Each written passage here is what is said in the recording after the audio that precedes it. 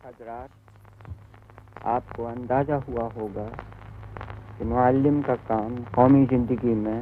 کتنی اہمیت رکھتا ہے۔ یہ کام جتنا اہم اتنا ہی مشکل بھی ہے۔ معلم عالم اور مصلح کا مجموعہ ہوتا ہے، مگر اس کے اور ان دونوں کے مابین ایک بڑا فرق ہے۔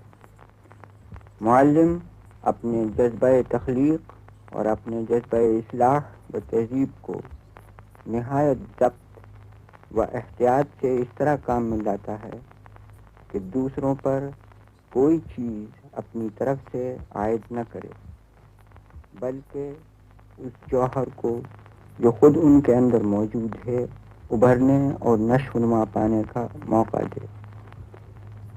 ایک شخص کا اپنی ذات میں عالمانہ فضل و کمال اور مصلحانہ جوش و خروش کی صفات کا جمع کرنا اور پھر نمود ذات سے باز رہنا اتنی بڑی ریاضت اور اتنا بڑا ایثار ہے جو ہر ایک کے بس کی بات نہیں۔ اس اہم اور مشکل کام کا بوجھ جامعہ ملیہ کے باہمت کارکنوں نے اٹھایا اور سخت دقتوں اور مصیبتوں کے باوجود اسے بڑی خوبی اور خوش اسلوبی سے انجام دیا۔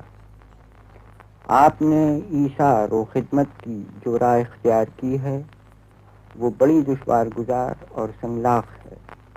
اور کامیابی کی جس منزل تک آپ پہنچنا چاہتے ہیں وہ دور اور دراز اور دیر طلب ہے، مگر اہل ہمت کے لیے یہی راہ چلنے کے لائق اور یہی منزل پہنچنے کے قابل ہے۔ وقت کے دھارے کے خلاف تیرنے والوں کو خصوصاً طوفان کے زمانے میں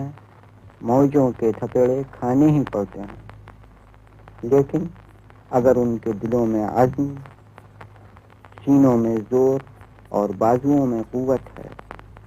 تو وہ دریا کو چیرتے ہوئے بڑھتے چلے جاتے ہیں، یہاں تک کہ طوفان گزر جاتا ہے، ہوا بدل جاتی ہے، دھارا پلٹ جاتا ہے اور عناصر تیرنے والے کے سد راہ نہیں رہتے بلکہ اس کے رفیق راہ بن جاتے ہیں۔ خدا کے فضل سے آپ اپنے مقصد میں ضرور کامیاب ہوں گے۔ مسلمانوں کی تعلیم کے مسئلے پر ہمارے مفکرین ایک مدت سے غور کر رہے ہیں، لیکن ابھی تک اس کے حل میں ان کو قابل اطمینان کامیابی نہیں ہوئی۔ ان کا نصب العین یہ ہے کہ ہمارے طلباء کے واسطے کوئی ایسا نظام تعلیم تجویز کیا جائے جس میں علاوہ علوم جدیدہ کے ان کی خصوصیات ملی پر بھی پوری توجہ کی جائے۔ تاریخ اسلام میں بغداد، قرطبہ اور غرناطہ میں جو علمی ترقی ہوئی اور جس کی روشنی اب تک یورپ میں پھیلی ہوئی ہے، اس کی بنیاد تعلیم قرآن اور ارکان اسلام پر تھی، اور اس لیے وہ تباہ کاری جو اس وقت مغربی دنیا میں مجرد سائنس کی تعلیم سے پیدا ہوئی ہے، اسلامی دنیا میں کبھی رونما نہیں ہوئی۔ ہندوستان میں جو نظام تعلیم مغربی اثرات کے تحت جاری ہوا، اس میں تہذیب اخلاق کا کوئی عنصر شامل نہیں تھا، اس لیے اس کے مضر نتائج اظہر من الشمس ہیں۔ جامعہ ملیہ نے ان نقائص کے دور کرنے کے لیے قدم اٹھایا ہے،